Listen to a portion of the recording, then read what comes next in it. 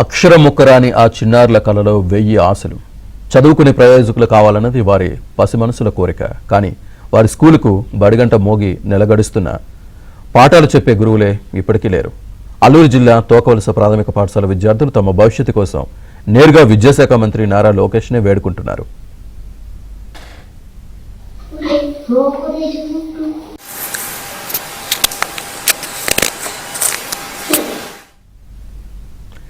పాఠశాలలు తెరిచి నెల రోజులు కావస్తున్న తమ పాఠశాలకు ఉపాధ్యాయుని నియమించకపోవడంతో ఆ చిన్నారులు ఆవేదన వ్యక్తం చేస్తున్నారు.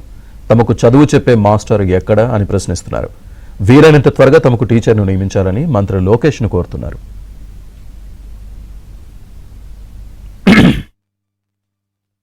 విద్యాశాఖ మంత్రి గారు నారా లోకేష్ సార్ వెంటనే టీచర్ పంపించండి.